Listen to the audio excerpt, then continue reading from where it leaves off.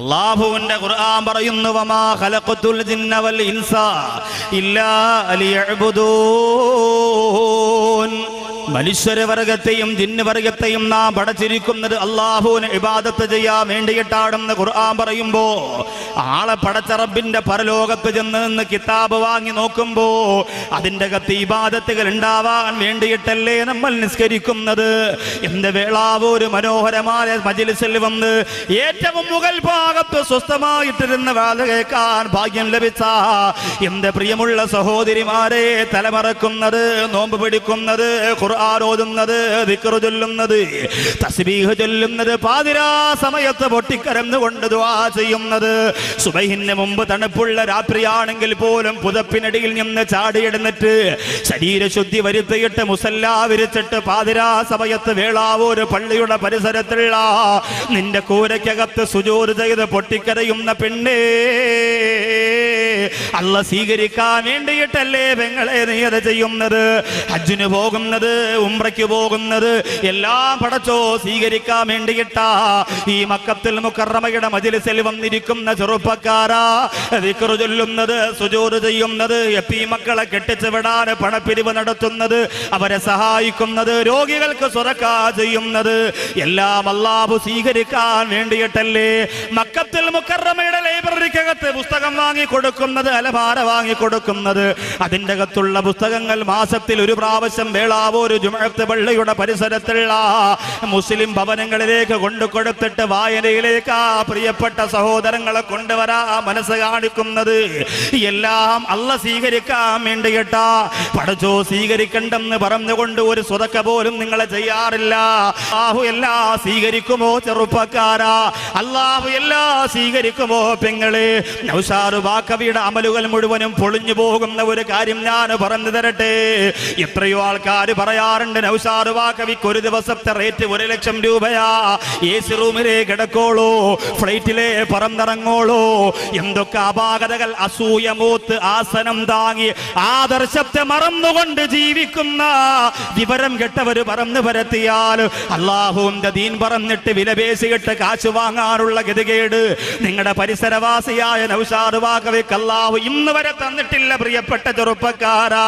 പക്ഷേ ഞാൻ ഓർമ്മപ്പെടുത്തുകയാ, ഞാൻ പ്രസംഗിക്കുന്നത് അല്ലാഹ് സ്വീകരിക്കണമെന്ന നിയ്യത്ത് മനസ്സിൽ വെച്ചുകൊണ്ടാ ജുമഅക്ക് വേണ്ടി വെള്ളക്കടവ് പള്ളി പോകുന്നത്, അതുപോലെ സ്വതക്കകൾ ചെയ്യുന്നത്, പാവപ്പെട്ടവരെ സഹായിക്കുന്നത്, ദിക്റ് ചൊല്ലുന്നത് എല്ലാം അല്ലാഹുവേ എന്റെ അമലുകൾ സ്വീകരിക്കണമെന്ന. പക്ഷേ എന്റെ അമലുകൾ മുഴുവനും അല്ലാഹു തള്ളിക്കളയുന്നതിനുള്ള ഒരു കാരണം ഞാൻ പറഞ്ഞു തരട്ടെ. ചെറിയങ്കീഴുള്ള എന്റെ വീട്ടിന്റെ അകത്ത് കഴിഞ്ഞുകൂടുന്ന എന്റെ പ്രസവിച്ച എന്റെ ഉമ്മ, എന്നെ ഓമനിച്ച എന്റെ ഉമ്മ, എനിക്ക് മുലപ്പാൽ തന്ന എന്റെ ഉമ്മ, എന്നെ തോളത്ത് വെച്ചിട്ട് താരാട്ടുപാടി എന്റെ ഉമ്മ, എനിക്ക് പനി വരുമ്പോ ഉറങ്ങാൻ കഴിയാതെ തോളത്ത് വെച്ചുകൊണ്ട് ഹോസ്പിറ്റലിലേക്ക് പൊട്ടിക്കരന്ന് കൊണ്ടുപോയ എന്റെ പ്രിയപ്പെട്ട ഉമ്മ, ഞാൻ ഭക്ഷണം കഴിച്ചില്ലെങ്കിൽ ഒരു വകയും കഴിക്കാറ് എന്നെ മാറോട് ചേർത്ത് വെച്ചുകൊണ്ട് ഉറങ്ങാറ് ഉറക്കം നടിച്ച എന്റെ പ്രിയപ്പെട്ട ഉമ്മ, ഇന്നും എനിക്ക് വേണ്ടി ദുആ ചെയ്യുന്ന ഉമ്മ.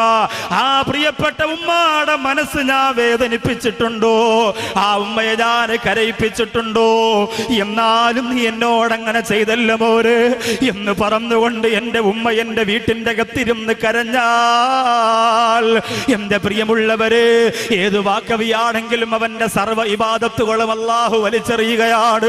അവന്റെ സുജൂദുകളെ അല്ലാഹു കബറടക്കുകയാണ്. അവന്റെ അദ്കാറുകളെ അത് ചെയ്തു പോലെ മനുഷ്യന്റെ മുഖത്തേക്ക് വലിച്ചെറിഞ്ഞു കൊടുക്കാനുള്ള മലക്കുകളോട് പറയുകയാ, നിങ്ങൾ ചെയ്തതും അങ്ങനെ തന്നെയാണ്. ഏതൊക്കെ സൽക്കർമ്മം ചെയ്തിട്ടുണ്ടോ മുഴുവനും അല്ലാഹ് പറയും, ഉമ്മായ വേണ്ടാത്തവന്റെ നിസ്കാരവും നോമ്പും അവന്റെ ഒടുക്കത്തെ ഹജ്ജ് ഒന്നും എനിക്ക് വേണ്ട, മുഴുവനും അവന്റെ മോന്തായത്തിലേക്ക് വലിച്ചെറിഞ്ഞു കൊടുക്കും. ഉമ്മ ആരാന്ന് അവൻ അറിയട്ടെ. ആ ഉമ്മയെ എന്റെ വേളാവൂർ മജ്‌ലിസിൽ വന്ന ചെറുപ്പക്കാരാ, എന്റെ ഉമ്മ പെങ്ങന്മാരെ നമ്മൾ തിരിച്ചറിയണം. എങ്ങനെ തിരിച്ചറിയണം?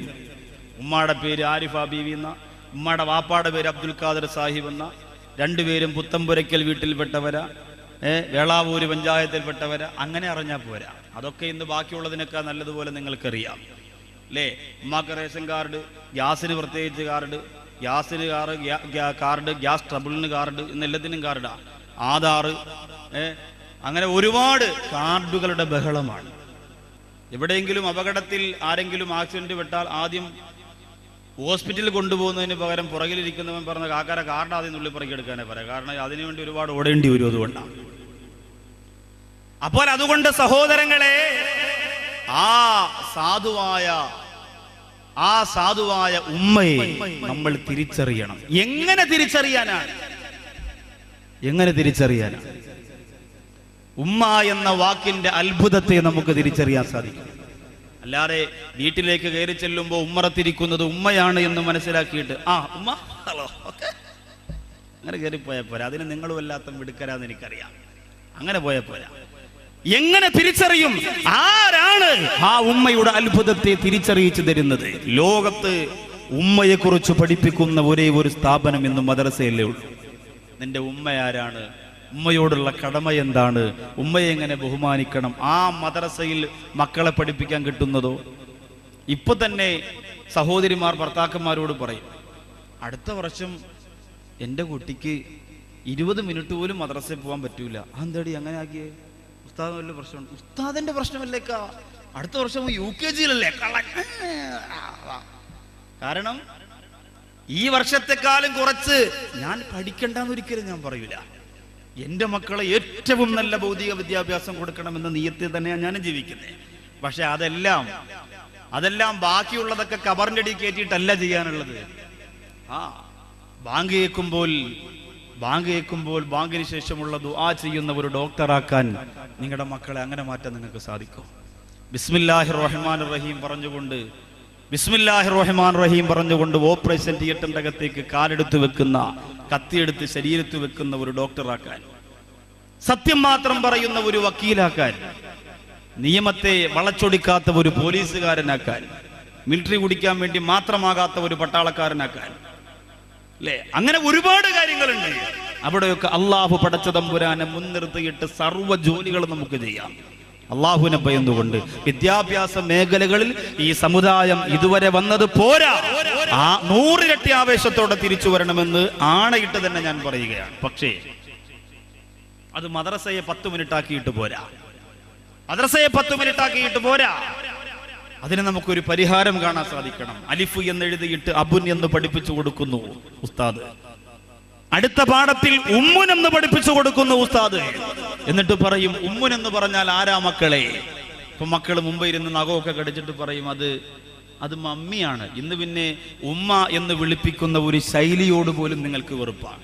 ഇച്ചിരി കാശൊക്കെ ഉണ്ടായി പോയാൽ മക്കൾ ഉമ്മായെ വിളിക്കണം എന്ന് ഉമ്മ പഠിപ്പിച്ചു കൊടുക്കുന്ന മക്കളെ ഉമ്മാന്ന് വിളിക്കരുത്, നാണക്കേടാ. എല്ലാ കൂതറകളും ഉമ്മാന്ന് തന്നെ വിളിക്കാം. അത് മാറ്റിയിട്ട് ഉമ്മി,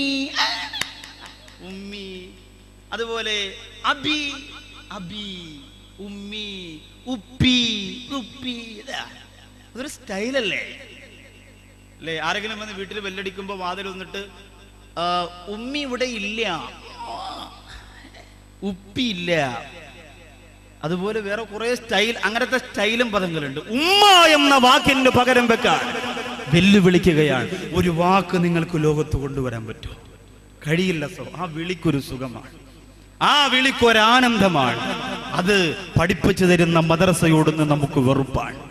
നമ്മുടെ മക്കൾ 3-ാം ക്ലാസ് കഴിഞ്ഞാൽ ഒരു അത്ഭുതമാണ്, 4-ാം ക്ലാസ് കഴിഞ്ഞാൽ ഒരു അത്ഭുതമാണ്. ഉമ്മയെ കുറിച്ച് പഠിപ്പിക്കുന്ന സ്ഥാപനത്തിൽ നിന്ന് മക്കളെ വലിച്ചഴച്ചു കൊണ്ടുപോയിട്ട് അമ്മായി അമ്മ കാണിച്ചാൽ ഉമ്മയുടെ സ്നേഹം നിന്റെ മക്കൾ പഠിക്കൂല.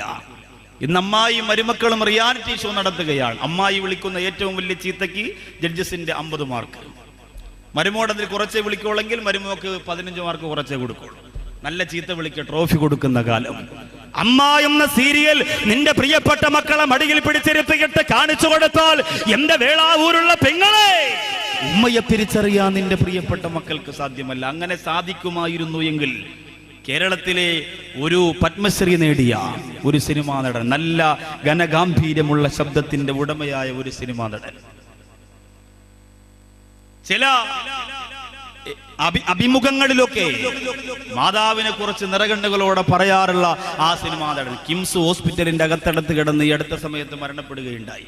ഇപ്പൊ പരസ്പരം നിങ്ങൾ മനസ്സിലായിരുന്നു മറ്റേ, അതൊക്കെ നമുക്ക് നല്ല അറിവാണ്.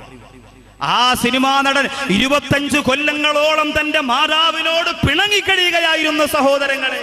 25 കൊല്ലങ്ങളോളം മരിക്കുമ്പോഴും ഇണങ്ങിയിട്ടില്ല.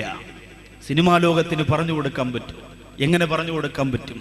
പ്രസവിക്കുന്നത് വീഡിയോയിൽ പിടിച്ച് കാശാക്കാൻ നിൽക്കുന്ന സിനിമാ ലോകത്തിന് മാതൃത്വത്തിന്റെ മഹിതത്തിന്റെ മണ്ടയിൽ ചവിട്ടിയിട്ട് നൃത്തം ചെയ്യുന്ന കലിയിളകിപ്പോയ ആ സിനിമ എന്ന് പറയുന്ന കലയ്ക്ക് മാതാവിന്റെ മാധുര്യം പഠിപ്പിച്ചു കൊടുക്കാൻ കഴിയോ?